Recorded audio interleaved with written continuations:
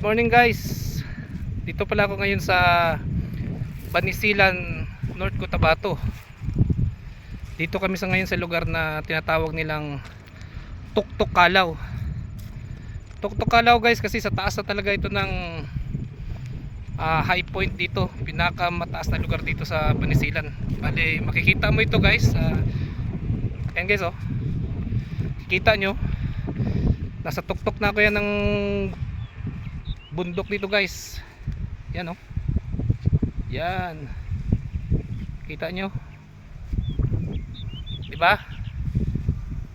Kita yung buong Banisilan dyan guys. Oh. Mamaya guys, papakita ko sa inyo yung 360 view nito guys. Ayan.